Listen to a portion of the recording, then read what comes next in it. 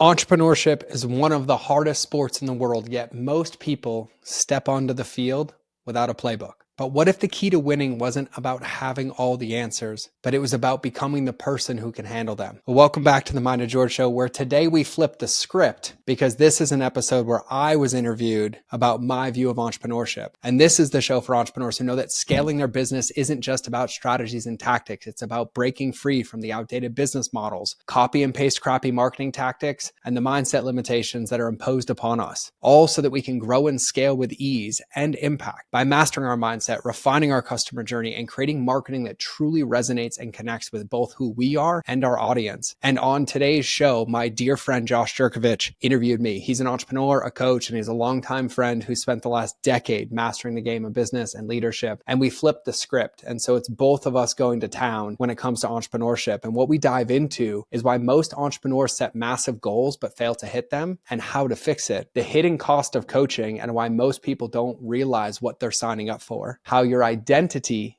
and not your strategy determines your business growth, the real reason comparison keeps you stuck and how to break free from it, and why the relationships you build will matter more than the revenue you earn. So if you've ever felt like you're running in circles, chasing success, and still having that empty feeling on the inside of you, this episode should help you redefine what winning actually looks like. And so I'm excited. Let's dive in. What is up, my friend? Let's just What not is up? pretend this is podcast one. This is like podcast two of the day. Yeah, right.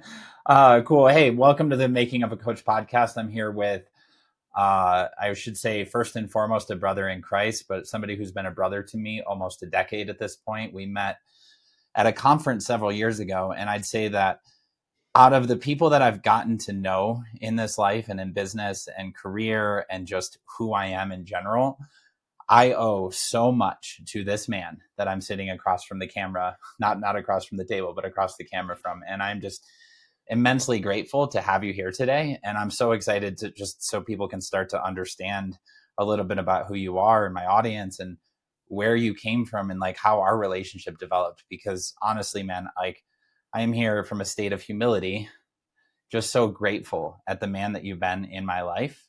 And so thank you for coming on the podcast first and foremost. Yeah, bro. It's So an honor.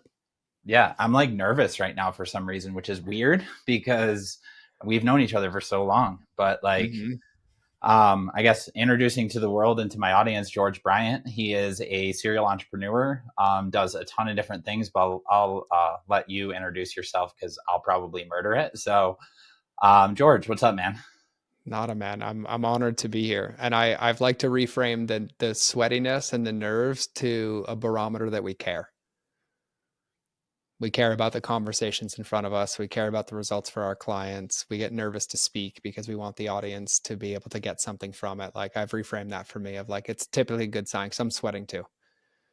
And in doing over 10,000 of these in the last 15 years, I don't think there's a time that I don't. And I was like, I think it's because we care. So I'm honored to be here, man. And I echo so much of the same. So thank you for having me. Yeah, dude. So we met originally back in like 2016. This was prior to the days of Mastermind for you. I was actually the first member You in were. your mastermind when it first started. It might have been my idea, but I don't want to take credit for that. I'll give you credit. I think you pushed me and I'm like, cool. And then I spent the rest of the event finding people to join. Yeah, right. I was like, hey man, like I remember I sat next to you and it was just so interesting because you blew my mind within one simple conversation. And I can remember it so clearly to this day. I sat next to you. We were at an event, and I just started chatting with you. You were telling me a little bit about what you do, and I was telling you about my goals. I was just a baby entrepreneur at this point, so I didn't really know. But I think I had just come off of like one of the stories I like to tell people is that I went to an event prior to this one where they sit you down in like this goal setting thing and you write a number on a piece of paper and it's that number is supposed to represent how much money you want to make and all that kind of stuff. And I wrote the obligatory $1 million because I wanted to make $1 million per year, which equals out to $83,333 per month, blah, blah, blah, blah, blah. And I remember I told you something like that. And then you were just asking me like, you know, how much are you making per hour right now? Something like crazy like that. I'm like, well, it's honestly, if I add it up, it's not that much. And you're like, well, you realize in order to make that, you need to create the amount of value per hour that creates that. And I was like, oh crap. So it was one of those things where you sit in these conferences and do these goal setting things, and people give you this ideal version without actually seeing the path, or without actually seeing what it's going to take in order to be able to Mm. do that. And you realize why so many people who are early on in either their coaching careers or their e-commerce businesses or whatever it is, set these gigantic goals and then never achieve them. And so even that one conversation completely shifted my life. I was like, can you teach me more of this? Can you create a coaching thing? I can't afford to pay you one-on-one, but how can we make this work? And that's where I think your original mastermind was born. It is.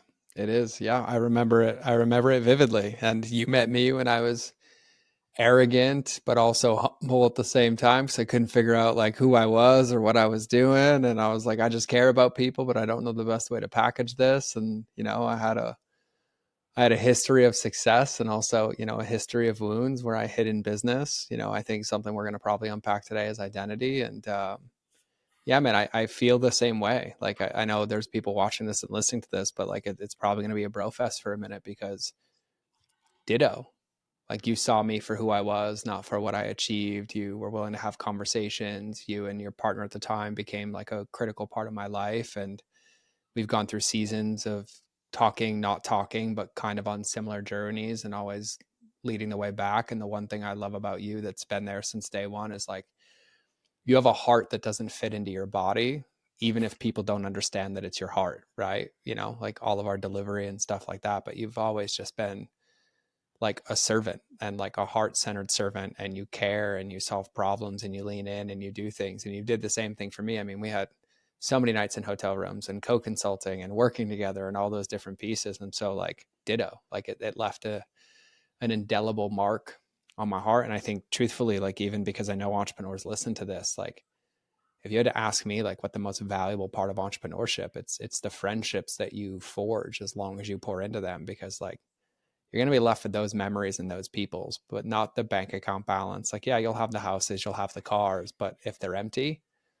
it doesn't really do anything except create a whole lot of space that feels void, because there's so many people that we meet along the way. And obviously that applies to the people you work with and also your clients and customers. But like, I echo the same thing back to you, man. What's showing up for me as you mentioned that is two things. Number one, and it's two exercises actually that have just always stuck with me. And the first one, I remember an event that we did in Temecula. It was the one at the Mm-hmm. wine place. Yep. And what the first exercise, or one of the first things that we did, is I think you had these printed out like gravestone things. Yep. And you wanted everybody to write down what they wanted it to say on their gravestone. Yep. And then after everybody wrote it down, you were like, how many of you guys have money written on that? Yep. And it's Yep. like, well, nobody, because that's not the thing that's actually important. Because one of the things that I mention a lot in coaching, right, is that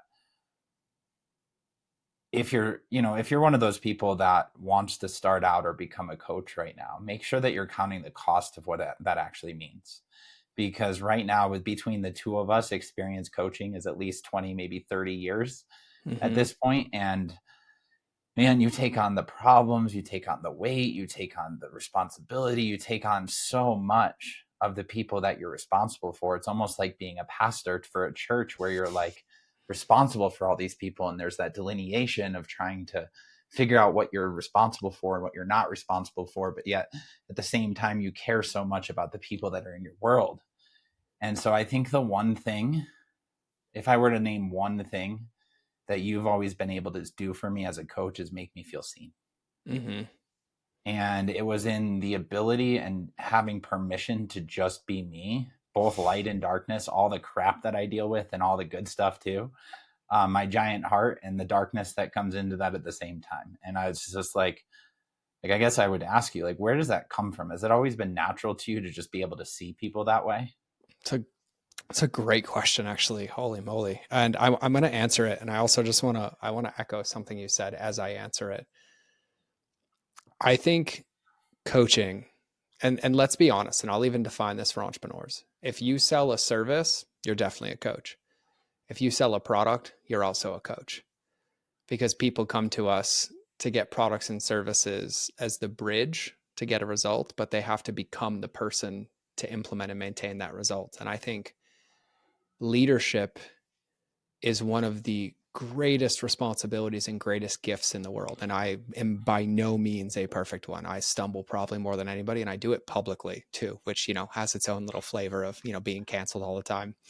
Um, but I think that that's the gift. And it even acknowledges into like the question that you asked about being seen, right? I think all too often we forget that the biggest breakthroughs in life come from being witnessed in them, right? Being witnessed in our breakdowns. It's the isolation, it's the rumination, the imposter syndrome, where we self-isolate, we believe them all, and it just feels so incredibly powerful as a human being to be witnessed in something that we self-judge about and to be fully accepted, whether it's a fear of money or I'm not going to get this next client or I don't know what the answer is, right? And like there's no manual for this. Like there's no manual for entrepreneurship. The only manual is you, because the field changes daily.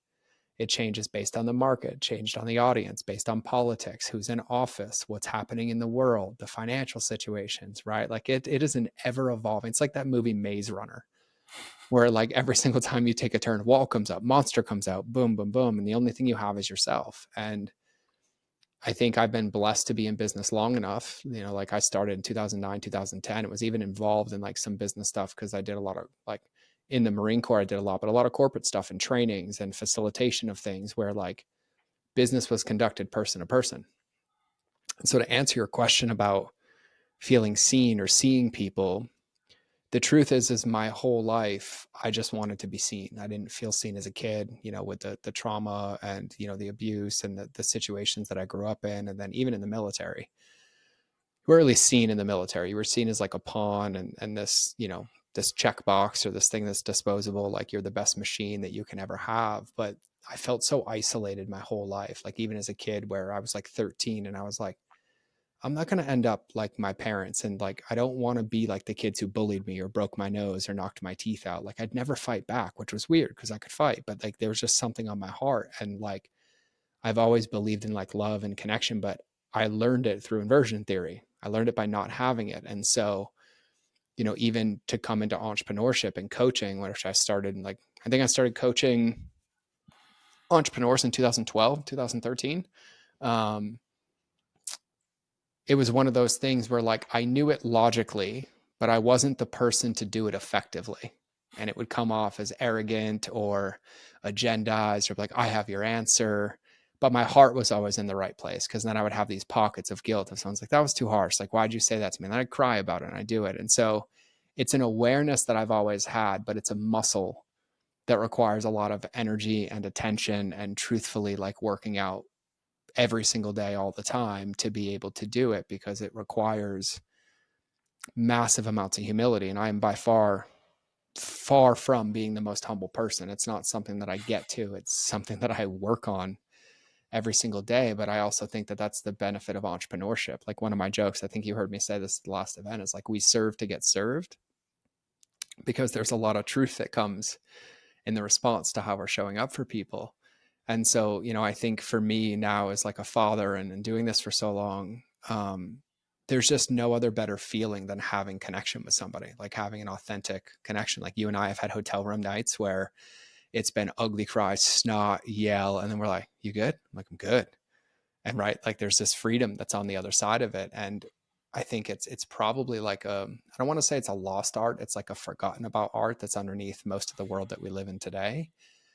But I also think it's important because, pre-phone, pre-Instagram, pre-everything, you kind of had to operate that way. There wasn't, dopamine hits all the time, or I can scroll through TikTok and, get my turbo thumb through Instagram stories all day and think I know what's happening in people's lives. And so all that for me just kind of serves as a distraction from like what's been underneath it the whole time, which is like, I think what we all crave. Like we're communal creatures. Like we love to be seen. We love to be acknowledged. We love to be built up. And I think even in the world that you and I live in, I think there's so much that's been exploited in the lens of marketing and messaging about like tearing people down and like creating that gap and like making people feel codependent on you. And like, that's not coaching. That's called emotional abuse, right? Like, let's just put the real label on it. Right.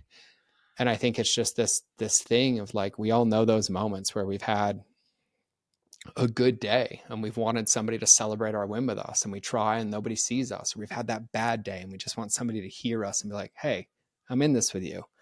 Right. Like just to know that we're not alone. And so it's something that's always been on my heart. but wasn't anything that was truly like anchored in at the deepest level until Branson was born. And once my son was born, that's where it really, really started to land for me, like raising a child and reparenting myself through the process, and this beautiful little boy, and like giving him the things that I wanted as a son. And I think that it's like one of the most humbling things in the world. But yeah, so it's something that I knew, it's something that I craved, but it wasn't something that I knew how to do. And a lot of the times it was misconstrued. And trust me, I have years of testimonials of like, it's like getting hit in the head with a 2x4 of truth. And I'm like, do I really want to be a 2x4? Yeah, Right. right. Like, and then, 2 years later, that same person without me prompting was like, he's kind of like the teddy bear of truth now. And I'm like, oh, I'll take that one. Like, I'll be a big, soft, cuddly teddy bear. Right. But there's this place where I think it's what's missing. And even to your point earlier of one of those exercises that I did, right? The tombstone. And like, what do you want said at your funeral? Like, what do you want to be on your headstone? And I say this to people all the time, like, don't measure your success by how many people show up for your funeral. Measure your success by how many people show up for your family after your funeral. And I think that that comes from seeing people. And seeing people also requires a deep level of commitment to yourself, because you have to put yourself aside. You have to face your own shadows. You have to be willing to look in the mirror and be like, oh, this is hard to hold right now. That probably means it's true for me too. And I can't pretend to have all the answers. I'm just like, hey, I'm in this with you, but let's work on it together. So that's That's my funny. answer. How often do we give away the advice that we actually need ourselves the most? I mean, like, if you want the scientific answer all the time, because your unconscious only knows what you know. So we can only see what we recognize to be true for us. Yeah, it's interesting you mentioned that too. Like what you said is, you didn't actually feel seen very much, and you felt really lonely and kind of secluded throughout the military and your childhood. And then, of course, being crazy, you'd go into entrepreneurship, which happens to be one of the loneliest places that exists, because it's Yeah. only you and you're a team of one until you build a Yeah. team, and then there's vertical dynamics and relational Mm-hmm. dynamics and things that you have to worry about. So it's really hard to have brothers or to connect in that way. And I think maybe that's why we connected so well, because I was a brother that was coming alongside you. And also I was a little, I was working for you, with you on a Mm-hmm. lot of these consulting things. But either way, it was very much an equal footing of us being able to see each other and like get pissed at each other, yell at each other, cry with each Mm-hmm. other, have nights in hotel rooms. And just so you guys know what we mean when we say nights in hotel rooms, we used to travel around the country doing consulting intensives together every weekend for about a year and a half. Yeah. And so we would go and it would just be absolutely insane 12-hour days, and then getting back and downloading in the hotel what went right, what went wrong. Are we giving the value that we need to? And, I was honored to take that journey with you. Like that was a once in a lifetime experience that I believe feeds into literally everything that I do today. And Mm-hmm. like, I can legitimately and humbly say I wouldn't be the man that I am today. And I wouldn't be the businessman and the leader for my teams if it wasn't for that experience. Mm-hmm. And so again, thank you. Sorry for getting all broy. I'll take it all day, man. I've learned to love and accept all these things. And I'm like, we can go. I don't know if anybody listening is going to find any value in it, but like, this is what it's like to fill somebody's bucket, because mine's getting full to the brim over here. But ditto, right? Yeah. And I think and you even said something earlier, and I might steer this a little bit, but you're talking about like, if you want to be a coach, right? Like if you want to get to those revenue levels, if you want to understand like what goes into this, I think is a part of it, and something that you've alluded to, maybe intentionally or just an undertone of everything that you've said, is that, there's a part of this too where, feeling seen and being seeing somebody also allows you to hit the checkpoints and the mile markers to become that next level and to step to that next level, right? There isn't like this leap where I go from like 0 to X or 0 to Y, right? Or like I magically wake up to a hockey stick, right? And one of the famous Alex Charfen quotes that I love is, you don't have the business you want because you haven't become the person to run it. Entrepreneurship is like literally the hardest workout in the world, the hardest professional sport that exists. And it's basically like 20 years of therapy a day. But at the same time, we're entrepreneurs because we like compression, but it's also this invitation of like stepping stone, stepping stone, stepping stone. So like on the same side is like in all those experiences, like you had breakthroughs. I had breakthroughs watching you in your relationship, watching how you built systems, the way that you looked at processes, the way that you broke things down. I learned that like, I don't want to consult clients for 25, 30 grand a month that I lost my soul in. And I'm like in this bucket and it feels thankless at times, right? Like there's all these parts and pieces that make up the beautiful story of entrepreneurship. And I think all too often everybody tries to just write the chapter headers and skip the meat in between the pages. And the meat in between the pages is what makes the story. And I think that that's one of the most beneficial parts of being an entrepreneur. Yeah, you can't listen to this book on 2x speed. It doesn't work. Yeah. No, I mean, it's crazy. Like the one thing that I try to communicate to people a lot, especially in the idea or the industry, if you will, of coaching. And I know that for a time, and I don't know if it's still that way, but for a time, you didn't even like the word coach. I Like you didn't didn't. want people to call you a coach. You didn't want any of that. Uh-uh. But it's funny because that's kind of what you have been the whole time. But it's also, I think that something that you said really resonated with me is the fact that so many people try and fit people into their little coaching box thing and say that this is the way that your life should be and this is the way that you should do it and you have to follow my system. And that's not the real way to mirror back what somebody's experiencing or what they're going through, because this entrepreneurship game that you're talking about is a constant death and rebirth over and over and over and over again. And anybody who would subject themselves to that willingly better be freaking purpose driven, because if it's just for money, you're not going to make it.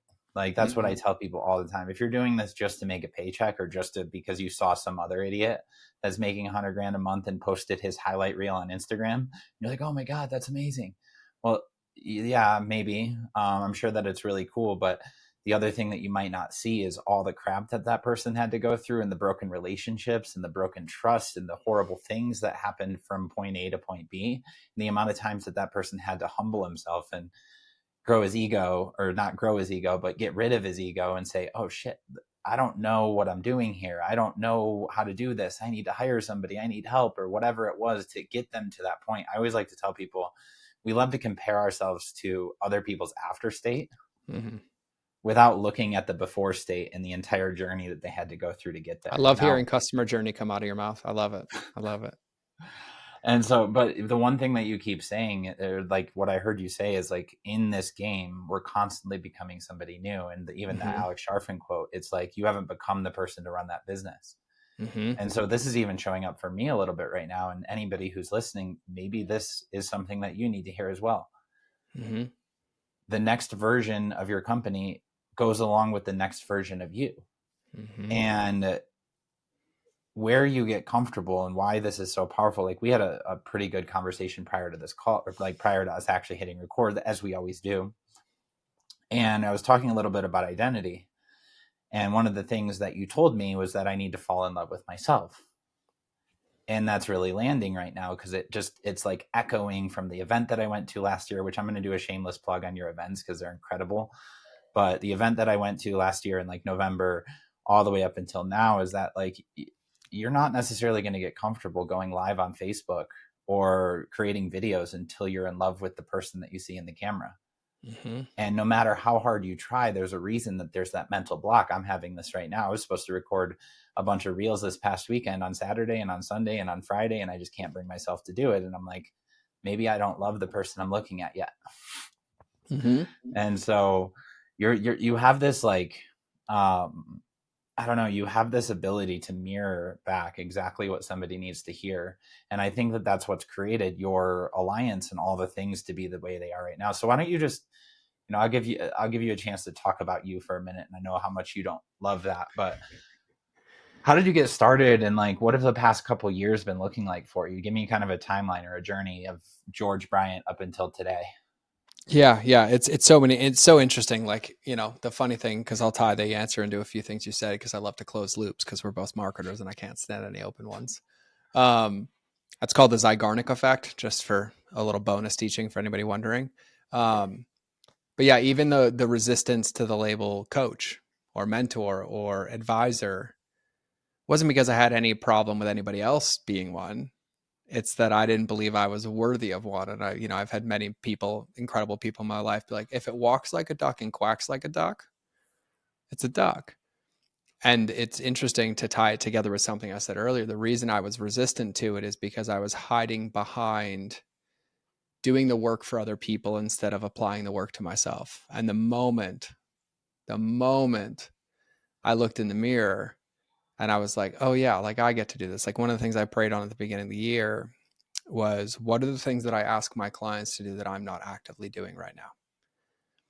And you want to talk about truth bill.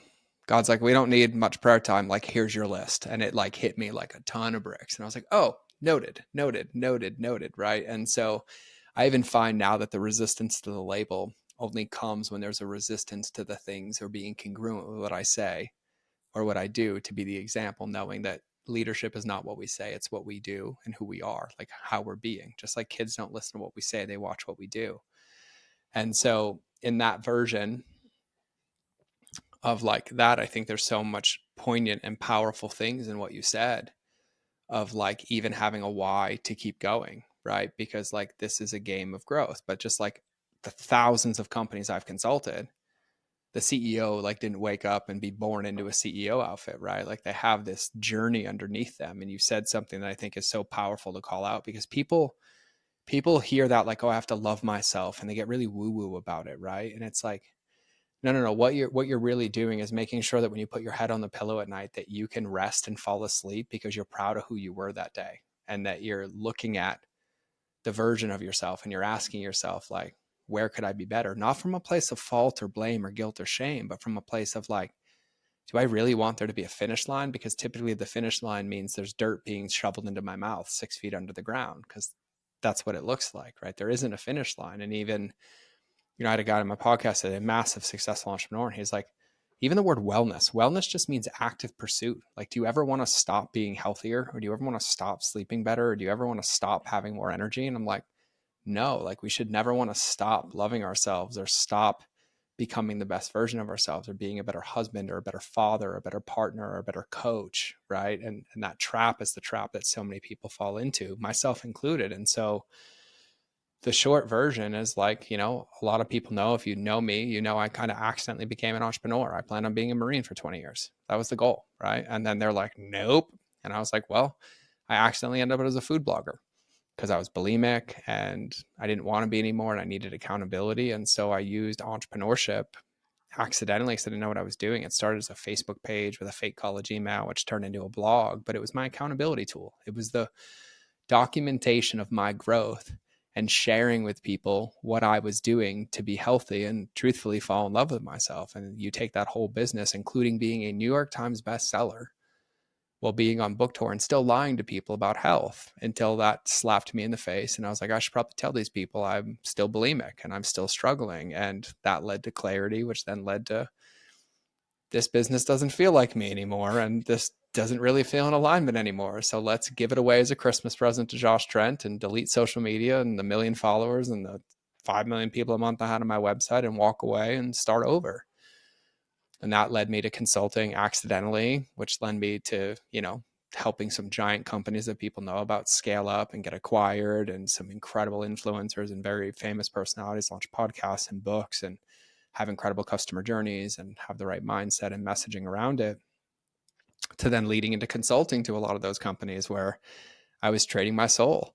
I was trading days with my son in exchange for dollars. And I was on the road, 150 days a year. And you and I were in hotel rooms and not sleeping, and like 3 hours a night running on like 4 Americanos a day. And I was like, but look, I'm doing it, right? Like I have the houses, I have the cars, I have the money, I have all of it, but I didn't have my soul in the process. I didn't have anything of value. Like you and I very rarely sat down outside of work and just were together or in a conversation. Like we squeezed him in, but it wasn't the priority. It was more so the afterthought, right? And so then that led down that whole road of masterminds and events and all of it. And even getting events up to the point of like, okay, more hotel space. Let's get more people in. Let's get more. Let's make it about the gifts and the swag. And then God humbled me again. And he's like, or make it about the people. And it's been this journey up and down over and over that's kind of landed me to this point. And the words that I have for this point of like, on the surface, what people see is like, okay, he's incredible at customer journey. I won't deny, I don't think I'm touchable with customer journey, the way I do it, the way I've designed it, the models I've made over the years, and with marketing and messaging and mindset. But really, like, my passion at the deepest level is like helping people wake up and love what they're waking up to, because that's the secret to success, right? And like I've had interviewed 300 people on my podcast, You go listen to every one of them, 7, 8, 9, 10 figures. They all share the same thing in common. You better fall in love with failing, and you better have a why that's greater than the results that you're trying to create, or else you're never going to make it. And I think the important thing here, because you said it earlier and you kind of skimmed over it quickly, but the hard reality for entrepreneurs, no matter what version, you want to be a coach, you want to be a mentor, you want to have a physical product, is that if you have a goal of just a transaction, you'll never achieve that goal. And there's only two ways to learn it. There's the way where you hear it and your heart's tickled in this moment. You're like, oh, what would it look like to do it differently? Or the other version, the George and Josh version, where we hear it and we're going to do it anyways. And then we're going to gain it and lose it and gain it and lose it and gain it and lose it. And then eventually end up on our knees in humility and be like, oh, I get it now. Right. And that leads me to the last couple of years, which is a conscious uncoupling with my ex-wife, while choosing to prioritize my family and my kids, and truthfully being humbled in the process. I moved to Montana, a letting go of everything I thought was important. Like, I drive a Subaru Outback Wilderness now, and I've never been happier in my life. Like, yeah, let's do it. But having value on things that actually have intrinsic value, like connection and family and the relationships of my clients. Like, my clients and I have a rule: if I can't tell you I love you, we can't work together. Like, that's it. Like, yeah, you might pay me, I might be in a line item, but I'm also your family. And unless you get a restraining order, I'm not going anywhere. Right. So, like, let's do this thing, to now where I get to do the same thing, but I get to do it from a place that lights me up and is mutually beneficial. And so I spend all my time, truthfully, creating more content than anybody will ever know what to do with, from podcast to social. But really, like, running events is like one of my lifetime goals, of like bringing people into a room together and not being the person who has the answers, being the person who can give you a nugget or a tip and allow you to co-facilitate with everybody in the room and find clarity and work together and collaborate over compete, and then add some rocket fuel to it of like, well, if you took that and did customer journey this way, if you took that and you marketed it this way, and now support each other. And like, that's my passion, is like these events and one-on-one coaching. Like, you can tell, like, I can't turn it off, because now I feel so aligned with it. And it's not that like, you have to do it my way or I have the answer. I'm like, hey, have you ever thought about this? Like, how's this feel? Like, you want to work with this workout? And then great, let's make a plan and attack it together. And so that's led through the divorce and, through the whole situation, and finding like the love of my life, and the back end of it, of like everything coming from this place of integrity, but also from a place of self-identity. And that self-identity is like, I have notches on my bedpost of more wins than I will ever have losses, but I'm also proud of my losses, and I face them wholeheartedly. And I have clients in the past who, like, I was aggressive with, or there were events where I went into screaming matches with people in my event that you were at. And I still talk to that person to this day, and we love each other wholeheartedly. But then I'm like, oh, I can always improve. I can always get better. And it's just this beautiful place to kind of be of service. But I think that that's what I love more than anything. Like, if you were to ask me what I do today, is like, you want me to be woo woo about it? I help people fall in love with themselves, to have unlimited energy to apply it to their business, to have the impact that they desire. And none of us do it alone. And truthfully, my ego belongs behind the curtain. So I'd rather be behind the curtain and nobody knows I exist, and helping you take all the glory and go have a big impact with it. And that's kind of what brings me to today. That's amazing. So I'm coming recently off of an event that you had last November, Mm-hmm. and it completely rocked my world, shook me in a few different ways. And there are a couple of things that you just said that I think are really interesting. One of them, knowing through experience what it's like to coach and consult and kind of be in some of those events with you, because while you take this marketing idea, right, and you say, I do customer journey and I'm one of the best in the world at customer journey, which is true, totally agree with that. But what I found, or at least in my perception, that when you get in those rooms with those people, the most value they get is not customer journey, and it's not marketing, and it's not any of those things. It's just really hard to communicate that value in a way that gets somebody to, come to the room. And when you do, you get labeled woo woo and all these different things until you actually experience it. And like, it's a really hard thing to communicate. Like, how do I communicate that you helped me find myself? Like, or maybe that is how you communicate it. But if you run an ad saying, hey, come to my event, I'm going to help you I'm gonna find help you find yourself, yourself. nobody's going to respond to that, because there's no tangible thing. But the reality is, it's the most tangible thing, and it's hard to describe because it's not something that you can put words in. It's Mm-hmm. like more of a spiritual aspect. And I think a lot of that has come through that. But it's kind of like you enter and you have these tactics and models and frameworks for marketing and business, which is true. But the reality is that's all kind of like middle level if you were to look at like a hierarchy of what's important to an entrepreneur. But underneath that is where I found your superpower lies. And what's underneath that to me is identity and brand, and not just brand, but like who you are and who you're being and how you're showing up in the world. Correct me if I'm wrong in this. The majority of your audience right now is female. Am I right? Like 90-10. Yeah.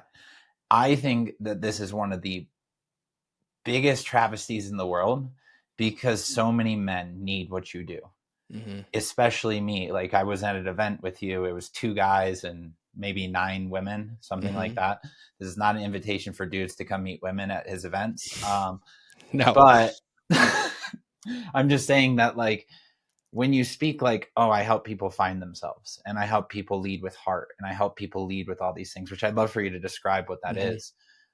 It tends to like on a marketing message standpoint only land with women.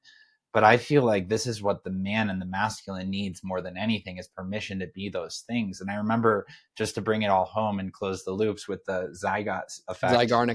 Zygarnik effect. Um, you used to say something that was really interesting at these consulting events. You're like, I don't really do consulting. I just write permission slips. Yep. And most of the time, those permission slips were just be like, yes, you were right. That's what you should do. Go. You have permission to take the risk. You have permission to be yourself. You have permission to do those things. So again, if I look at it in like the hierarchy at the very top of the tower, you have all these little tactics that people do.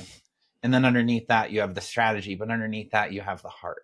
Mm-hmm. And so I think that that's an acronym of some sort. So tell me, like, explain what this business with heart thing is, and so people can understand a little bit more of what that means. Yeah, like, it's a term that I throw around, but right, like I love this question so much, and I actually just want to like also add some rocket fuel to like what you said. Like, men, like, call me, right? Like call me, because like it's crazy to me how much of like societal pressure and status like bleed in and cost so many men their soul, right? Like, and I'm blessed to be in men's containers where there's 150 of us in the woods for 5 days crying and releasing, right? Like, I don't know where it is, but I'm teaching my son like it's cool to cry, right? Like, that's what I'm teaching my son. And not because it matters to anybody else, but your body knows what it's doing. It's trying to release something. Just let it out.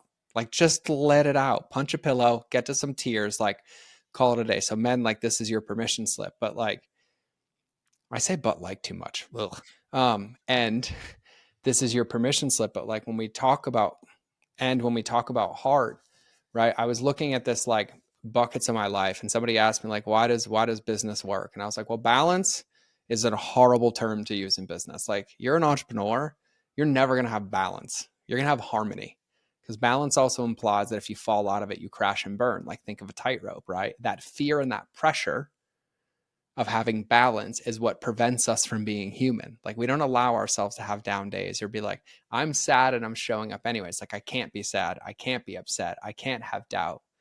Well, then you can explore the symptoms that will give you an answer underneath it of like, what can I do differently, or what can I shift at a different level? Right. And so like harmony is the first part. Harmony is the most important part, like understanding there's going to be seasons, right? There's going to be ups, there's going to be downs. And so it's having like this accurate view of like what your journey is going to look like. Just like even our friendship has never been anything but solid.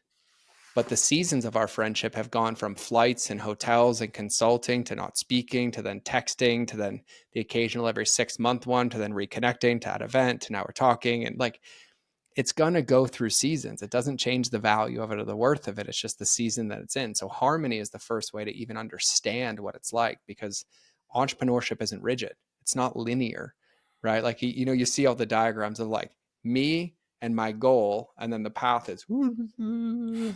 Like, that's harmonious. It's not linear. It's not like I'm up, I'm down. It's really allowing this discovery journey through the process. And I feel like, to your point, having an accurate view of that harmony of it also gives us baked in permission slips to be curious and to try things. It doesn't mean overcommit. It doesn't mean burn the bridges. It means like toe tap and then no, instead of always ruminating or wondering. So harmony is the best frame. The E is empathy, right? But everyone, when they hear me say that, they're like, oh, empathy, like for others. I'm like, nah, wrong place.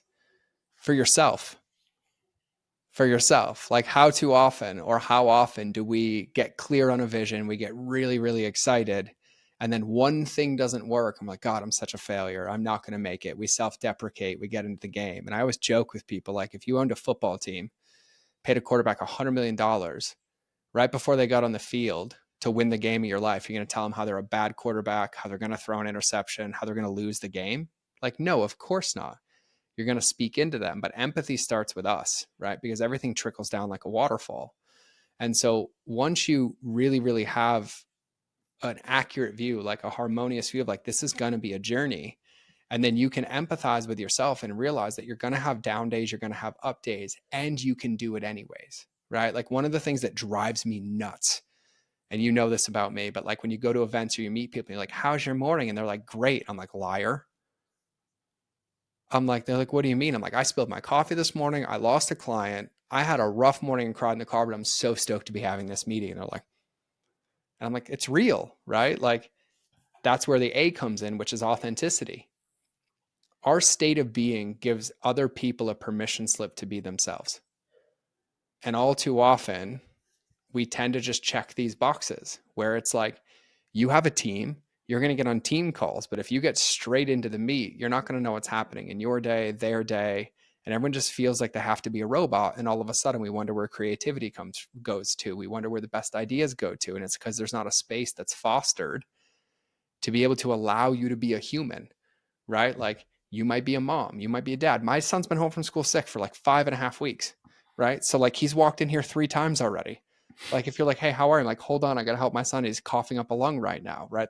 That's authentic. I could be like, go downstairs, don't walk in. But then it's like the news guy in COVID, where his kid walked in the back of the live news broadcast, and I was like celebrating all of that. I'm like, yeah, this should go viral. Like you get to be a human, but authenticity, right? And the way that we know ourselves, but also the way that we express ourselves. Like it's okay to be a human in this process. And when you have those three things, to your point, at identity at the bottom, right? That is your identity. You have an accurate view of what the journey is going to look like. You have empathy for yourself, which allows you to have it for other people. And prior to recording this, you were sharing something of scripture with me, which reminded me of one of my favorite personal development quotes, which in order to get what you want, give it away first. Right? Like if you want love, give love. If you want happiness, give happiness. Like if you're depressed, the easiest way is to speak into somebody else, right? So that empathy is something we have to give to ourselves, but we don't. And then in order to give that to ourselves, it allows us to be authentic and we can acknowledge how we feel. We can communicate openly because communication is the core of everything, which is the first R, which is relationships, right? So when you have that frame of, I understand my view, this is this harmonious experience, right? It's going to have ups and downs, right? Because it's not in balance. And I have empathy for myself and the empathy with people that I'm working with, my team, my clients, leads, people that I'm having conversations with. And then I allow myself to be authentic. I've made bedrock of a solid foundation because at that point, it's like, take it or leave it. It's the best filtration process in the world. But those are the tenets of like an actual relationship. And everybody listen to this that's in a relationship. Tell me right now that your relationship is balanced. Your friendship, your parenting, your spouse. No, it's harmonious. There's ups and downs. And then the only times there's rifts is when we don't have empathy for the other person. And then we never share how we really feel because it comes out charged or disconnected. So then that leads to relationships. And truthfully, you want the number one secret in business? Relationships equal revenue, no matter which way you slice it. At the end of the day, every single dollar that you've ever made, every referral that you've ever gotten, every positive win you've gotten, every podcast you've gotten on, every sales call that somebody's jumped on is because there was an established relationship that allowed them to feel safe. And only when they felt safe could they take that next step into literally potentially having revenue. But relationships also aren't linear and they require energy and effort. So when you focus on those relationships, the T is you build trust over time. And that's the bucket that you get to win in, because even in scaling a company, right? You've heard me say this for years. Like, most people think scaling comes from acquisition. Scaling comes from retention, not acquisition. You can have the biggest bucket in the world and the biggest fire hose filling it. And if there's holes out of the bottom of it, you're never going to retain any of that water. And so I have found in my life and with most of my clients, because I don't talk about this model publicly, it's kind of like a triage nurse's prognosis for me, where like even before you and I hit record, I'm like, oh, I know what buckets these are in, right? There's an early bucket missing of like harmony, empathy, or authenticity, right? And authenticity could be trusting my heart, listening to that inner voice or that inner guidance, right? And then not continuing down the path of like, well, I'm doing this because somebody else said I should do this. Authenticity is an expression of you and trusting that voice and that inner guidance to be able to have that permission slip. And then if you're not following those foundational bedrocks, then you can't build relationships, because people are like, oh, I don't know. The jury's out on him. Like, I don't feel safe about him.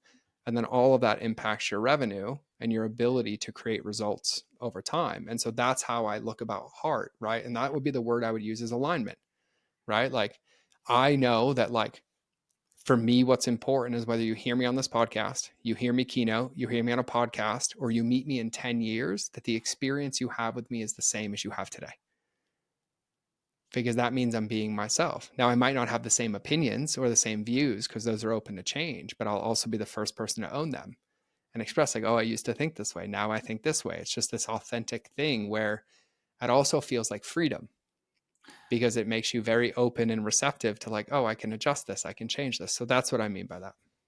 You know, the interesting part, as I hear you say that, is like I'm thinking of how people talk about telling the truth versus being somebody who like lies to people. And really, when you're not yourself, you're just lying to somebody. You're putting on a mask. But one of the things that I just always remember is that when you tell the truth or you show up with authenticity, it's way easier, because you don't have to remember how you showed up the last time, the next time that you see somebody. Lies are hard to remember. And when you're acting out of alignment with yourself, then that's hard to remember too, because you don't know which person to show up as later. I remember a story from before I became a Christian, or maybe shortly after, when I completely swung the other way. I ended up having several different groups of friends. I'd have my church friends, I'd have my personal friends, and my business friends, and I'd show up differently in each scenario. And in each scenario, it becomes insanely exhausting, because I thought that I had to show up in work. This is probably right around when we first met. I thought I had to show up in work as like this clean cut kid with a button up polo, and I just had to be the smartest marketer in the world, not realizing that like people didn't really give that many craps about that. I mean, yeah, of course, if they're hiring me for that, they want me to know how to do it. But really what they want is they want you to show up in authenticity. Like, the funny part is, like, we used to show up to like 6-figure and consulting intensives wearing sweat shorts Board and shorts, backwards hat. backwards hat, pink slippers. Yep. And maybe in marketing we can get away with that, but like, you know, the suits are the great equalizer, because everybody and anybody can wear a suit, and you can't tell anything like that. But I saw an interesting connect as well, because one of the things you told me prior to us getting on this call was something about living in integrity with what I already know. And that word of authenticity, for some reason, I saw a connection between that and integrity. Because if you're not being authentic to the reality of what your stories are telling you, and how you know you should be showing up in the world, and even your offer or the way that you're helping people, if you're not in authenticity, you're going to feel out of integrity. And if you're out of integrity, then it's impossible to be in harmony. And then you're also not going to have empathy for yourself, because you're doing the wrong thing from the very get-go. So I actually think that everything comes down to being, and I could probably circle this all the way back to the beginning of this podcast and say, the authenticity that I feel safe to show up with you is what allows me to feel seen and feel heard. And you being able to mirror that back to me, to allow me to see myself, to fall in love with myself, is something that will go through business and go through my customer journey and go through my marketing funnels and go through my ads and go through all of that other stuff. Yeah. I think that we've almost developed a Maslow's hierarchy of business here. Maybe that's a new model, where it's like, if you don't have the bottom of this triangle figured out, I promise you, none of that other stuff is going to work. Mm-mm. Like, and you can probably echo this. The number of times I've had people try and hire me to do marketing stuff, and then I realize that there's no brand, there's no pillars, there's nothing you stand for, there's nothing this. You just want to make money, you just want to make money, and nothing works, and you're trying to figure out why. Yeah. And I then you can spend, even yeah. I Sorry, go can ahead. even tie some of this together in like the terms that people would use, right? Because what you're talking about with the integrity and lack of authenticity, the term that ends up being created is cognitive dissonance. And Yeah, what that does is it creates this spiral rumination loop. So instead of making any progress or trying anything or having a permission slip, we end up just over analyzing or overthinking, watching the results or the workout pass us by. Right. And I've used this model in that kind of hierarchy of needs before, because truthfully, the best marketers in the world can't market your message. They help extract your message because it has to be your identity. Like if we think about entrepreneurship, even you and I, minus a few things, we do the same thing, right? In a yeah, lot of buckets, we do the same thing. So, like, why choose Josh over George? The truth is, it's our only USP or unique selling proposition is our identity and our values and how we choose to see the world and deliver those. And it tends to be the part that everybody neglects the most is that identity, right? And I even teach this when I create movements for brands, right? And I'm like, what hill are you going to die on? They're like, what do you mean? I'm like, what's your identity? And they're like, well, I don't know. And I was like, okay, let's think about it. And I'll even put this in tangible terms. Everybody listening to this or watching this can resonate with this. You've seen a clip on YouTube Shorts or Instagram or TikTok where you like really resonated with that message. And like, okay, cool. I'm going to go to their profile. And you go to their profile and you start doing, like internet stalking, right? And then you see a few things and you're like, oh, I'm not going to follow them. Your choice to not follow them is not based on the results of their offer. It's based on their values and whether you can see them or not. Right. Because what you're saying when you publicly make I'm going to follow them, you're like, I see the world or I'm open to seeing the world that they do. I believe things that they believe. And so to your point, that backbone piece of like that authenticity, it doesn't come with a charge. It doesn't come from being far right, far left. It comes from really owning who you are and how you see the world. But when you truly, truly own it, you don't chop other people down because you're so confident in your beliefs that people can coexist. Like I grew up in an era where like you could go to dinner with left and right and we'd joke about who people were voting for and then we'd go play darts or shoot pool and laugh and nobody cared, right? yeah, There was no divisiveness, there was no judgment, critical thinking was allowed, you could question people's opinions, right? But that comes from this sense of identity. And it doesn't mean you're rigid in it, but you're like, hey, this is what I believe. Do you have another case? Like, teach it to me. Like, truthfully, like I'm a man of Christ, and you have a big part of that. That was always at the forefront of you, but I was not, and I was far away. Even though you could probably tell how close I was in looking, the way I talked, like, oh, right on that precipice, right? Like just resisting what was already there. But that's because you were also unapologetic in it. You didn't care how I responded to it. You didn't matter to you. Like, hey, can I pray for this? You'd mention God or you'd mention church, you'd mention a Bible verse. And it's like all of those things never changed me in a negative way. They didn't reject me, but it was these like teeters of like you being authentic and what it is. And so it's really, really important. And I'm going to throw this out there too, because Josh and I are probably going to have to do another 2 episodes on this. yeah. Because we can do an entire, you know what we can do, Josh? Let's do a We can series. spend this episode in the bedrock. All right. And then the next episode, we can get to models and frameworks, and then we Okay. can get to strategies and tactics. Um, but the reason I also say that too is that this is how I coach entrepreneurship, even with like the high people that I coach, right? Like I coach a lot of 7, 8 figure entrepreneurs right now. And we've alluded to this throughout the show, but you've mentioned it quite a few times where everybody thinks success comes down to having the playbook, but they get the playbook and never look at the player. And I say this to people all the time. I can hand you Tom Brady's playbook. You're not going to go play for the New England Patriots, even though you have access to all the plays. Just like I can hand Tom Brady's playbook to a high school quarterback or even a D1 college athlete. I'm not a sports guy, but I think I'm getting the terms right. Yeah. D1 college football athlete, and I can throw him on the field, but he's going to be missing some things to be able to execute that playbook. That has nothing to do with the playbook.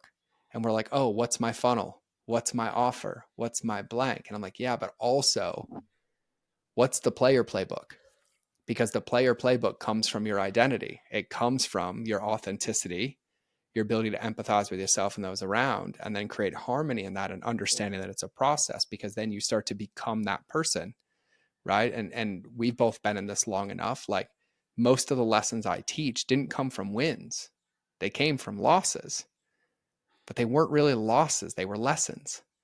And that lesson was like, oh, not going to do that again, or not going to pitch a client like that again, or like, do we really need to go to Buffalo, New York that much, Josh? Like, holy moly.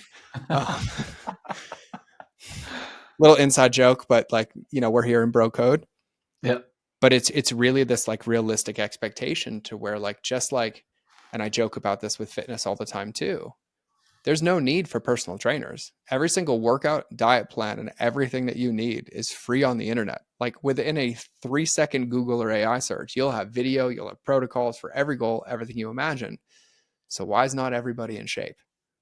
Because it's not the playbook, it's the player and their ability to execute it. And all too often, what happens in entrepreneurship is we fall into the more itis bucket because of comparison. Well, they posted that result. Oh, I want to go do that. I just have to add more. I need to do more. I need to be more. I need to add more to my offer. I need to do blank. And all it's doing is eroding the ability to do what like you're actually good for. And even for me in this lens, like, I have done this for so many years and consulted so many big clients. And my favorite thing is coaching people one-on-one. Like, no doubt, like, hands down, it's my passion, because I'm like, I'm in this with you. Like, add me to your family tree. You ain't getting rid of me, right? Like, let's go do this thing. Because I've gotten to a point where, like, I genuinely have more happiness celebrating everybody else's wins than my own. But in the last couple of months, I've had 2 or 3 clients show up and they're like, we want you to be the fractional CMO. And I was like, oh man, I haven't worn that bucket in a while. I humbled myself hard. And I'm like, listen, I'm in and I know I can do this, but like, you're gonna have to work with me, right? Because like, running the team and doing this, like, I know all my stuff and it can do it. And I was just really open with them. They're like, yeah, that makes me want you more. But I wasn't like, oh, I'm the best in the world, pay me $1 million retainer. I was like, can we start here? And then as it gets going, work it up. And they're like, yeah. And I'm like, I want you to win, me to win. Right. And just because I have experience and I'm a professional athlete in one sport doesn't mean I can just jump over to the other sport and then go do it. But now I can, because like, it's working, right? But there's been a lot of like trial and error. And I think that that's the most beautiful part of entrepreneurship, right? It's who we become in the process. And like, what a gift. Like, what a gift to like have this treasure chest of tools underneath us that like makes you like one of the most dangerous people in the world. But it requires that, to your point, to tie it all together, this level of integrity. And I think integrity comes from harmony, empathy, and authenticity. And it makes it really, really, really easy. And take it from the man who spent most of his life living a lie, because I didn't want you guys to know and everybody to know I was bulimic, or that I struggled with suicide or depression, or that I was emotionally abusive and I struggled with war wounds and my childhood trauma and all of it.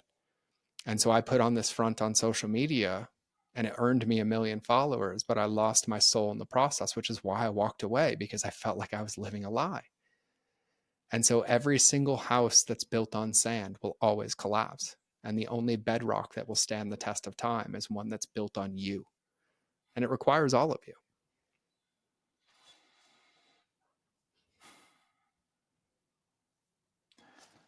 Trying to figure out how to take that idea and bring it one step deeper, at least in the way that I would view things, because it's not just built on you, it's built on your identity or who you are.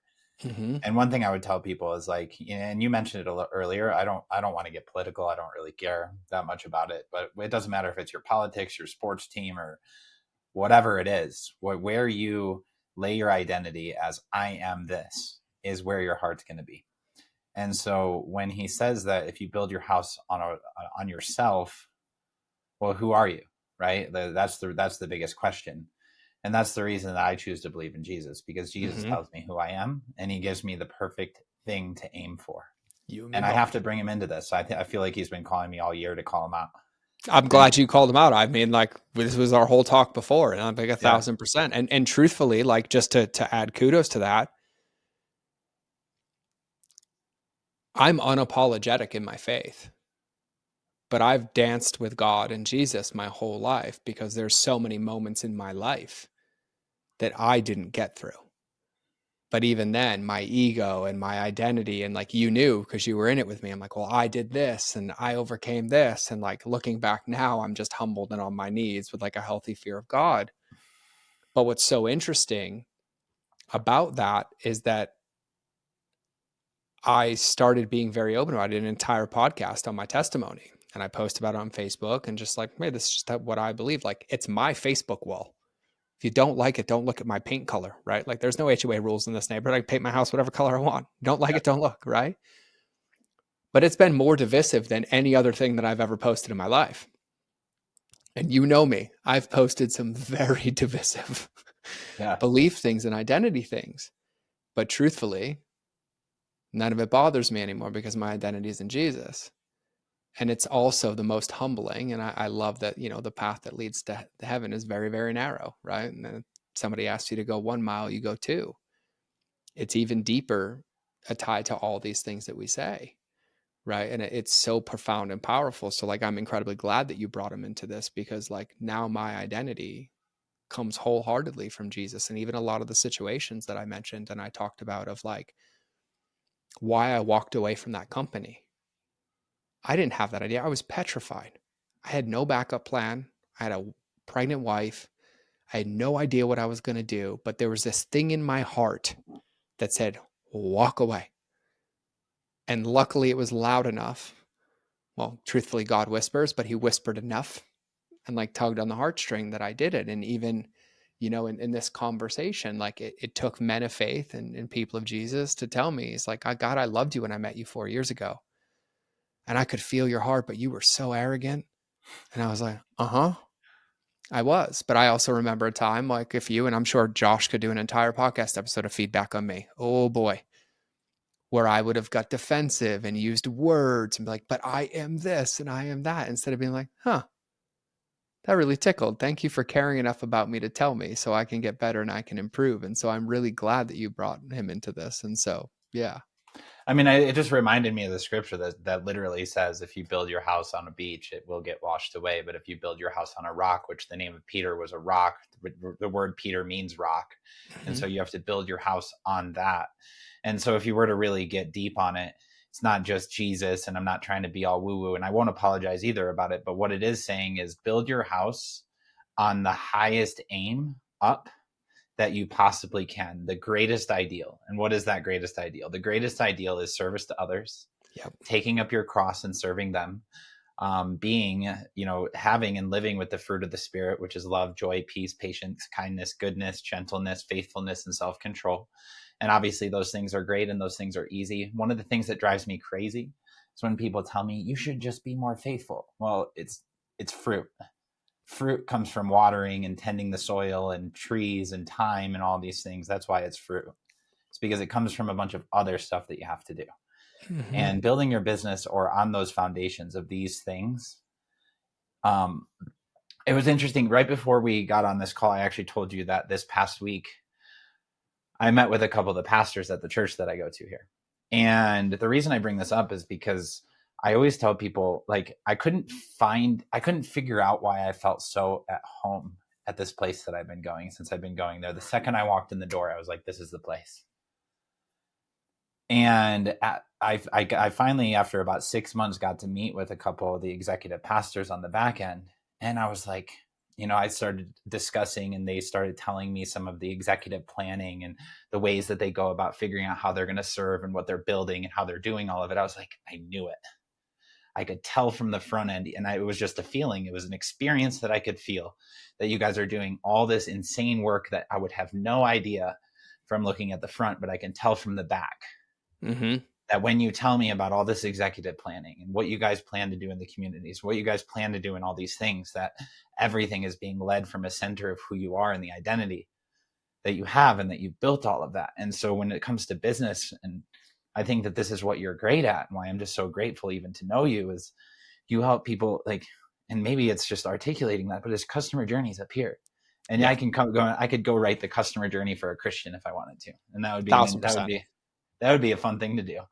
But underneath that is like the integrity and honesty and the empathy that you have for yourselves. I love that you turned empathy on yourself, because actually I think we are the ones that we need to be the most empathetic to.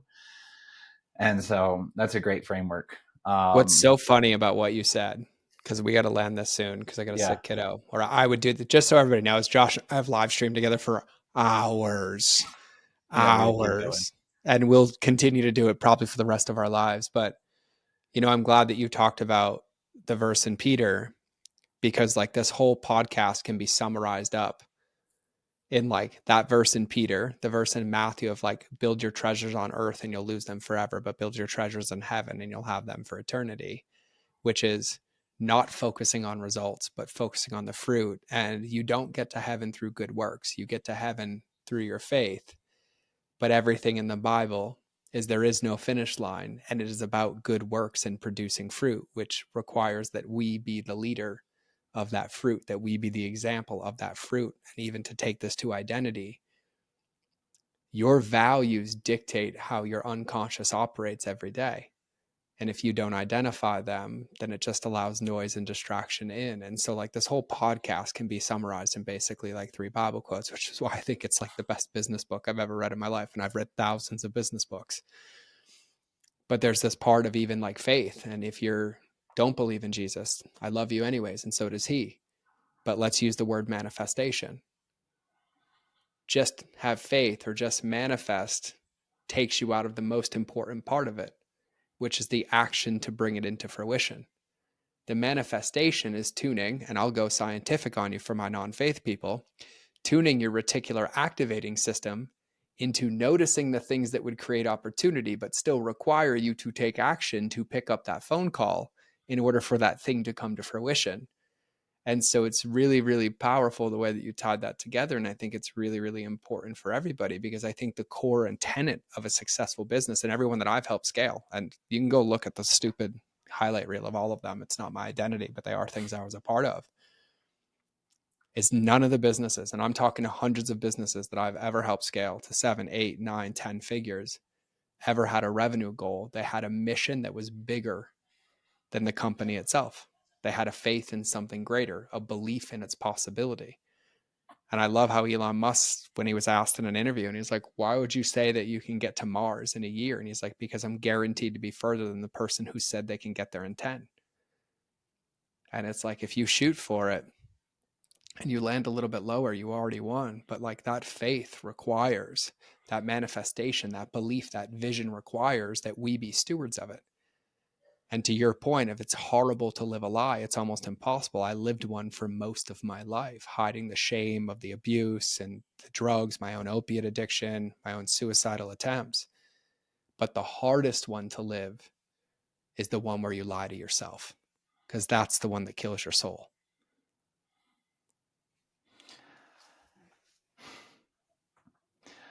I had the privilege of seeing Jordan Peterson live not too long Mm-hmm. ago in Detroit, and he was walking through his talk on his most recent book. Those who wrestle with God. Yeah, We Who Wrestle with God, and his entire talk was about telling the truth. And what he said was, telling the truth is an adventure, and that's the greatest adventure that we're called to. And here's the main reason why. The reason why is because when you tell the truth, you never know what's going to happen. It's like rolling the dice. You have no idea how people are going to react.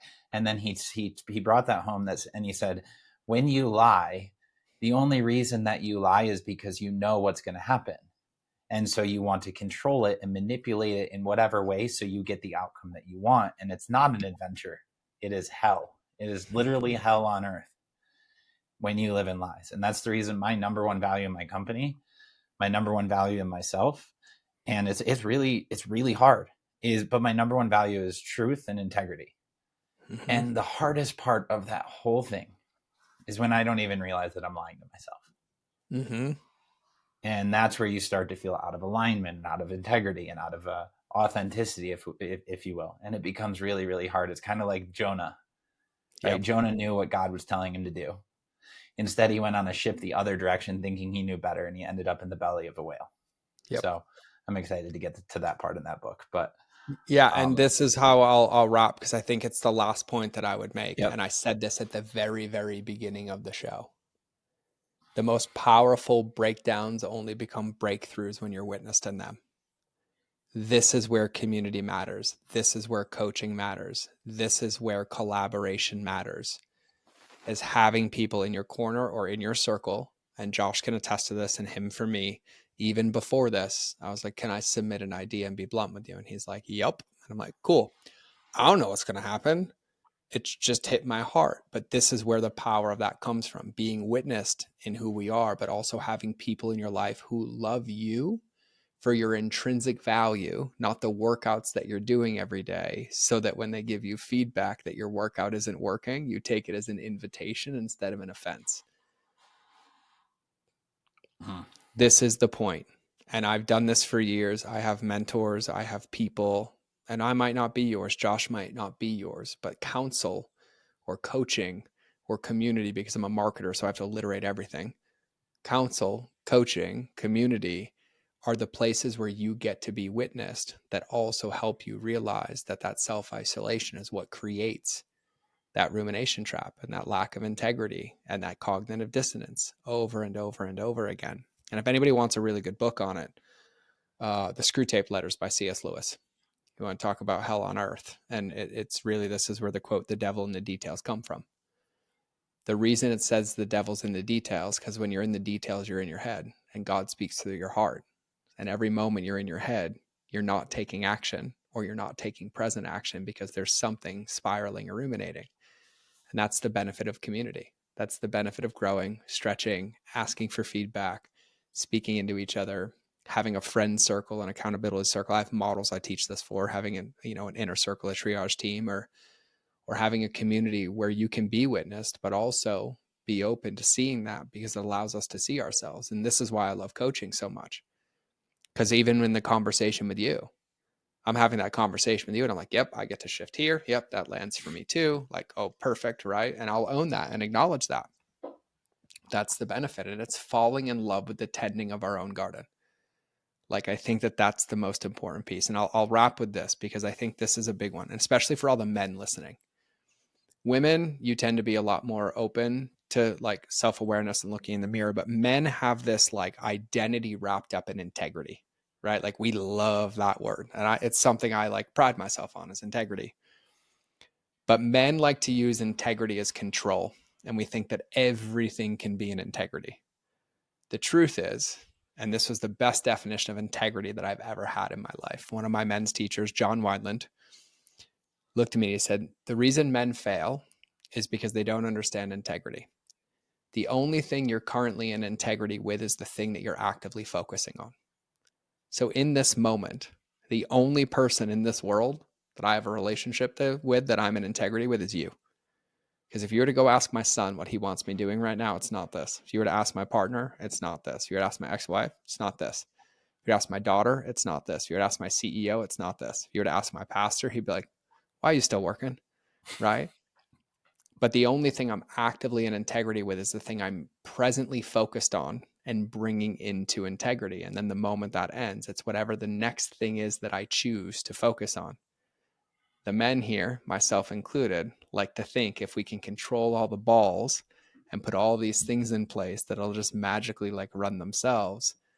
But truthfully, integrity is really our truth in the present and where we tend to share it and use it. And if you're not being authentic and you're not being integrous, that present moment ends up running you, because it's this open loop in the back of your brain. So then the next moment that you think you're in integrity with, you're thinking about that thing you didn't say. You're thinking about that thing you didn't do.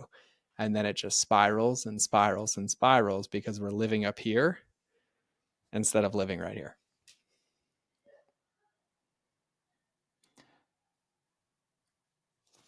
Drop the mic. And that's what the Holy Spirit put in my heart for the podcast today. And That's where we are.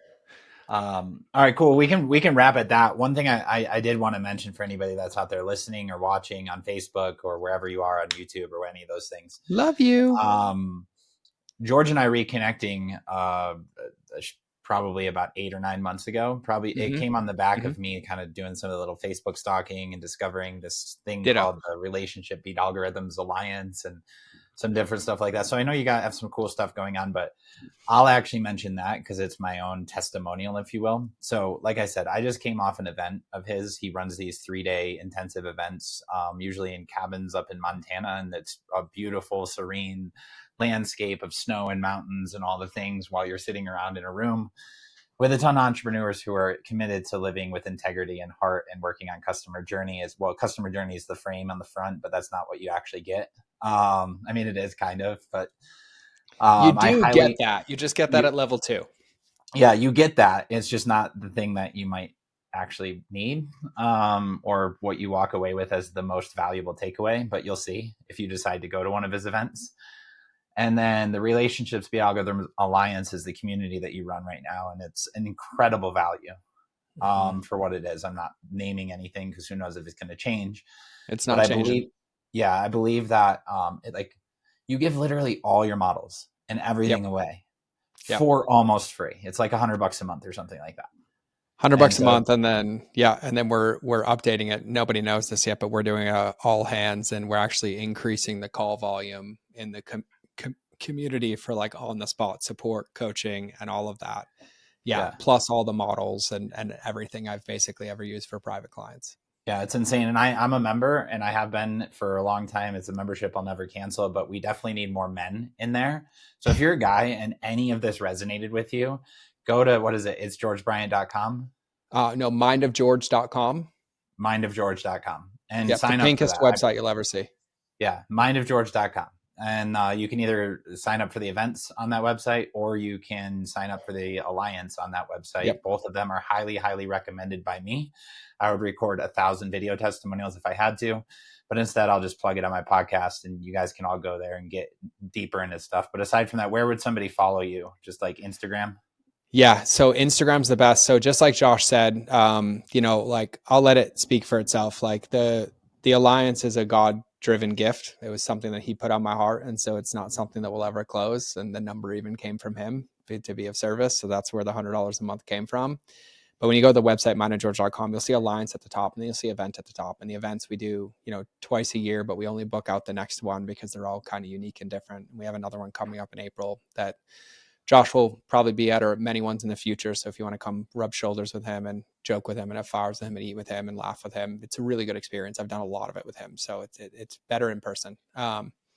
That's all linked there. And then truthfully, the best place is Instagram. That's where I spend my time. And if anybody has any questions, like if you want to rip me, roast me, give me feedback, ask me questions, clarify anything I said, Instagram is the best. And that's the one it's George Bryant, because of some 76-year-old realtor in Michigan that has George Bryant.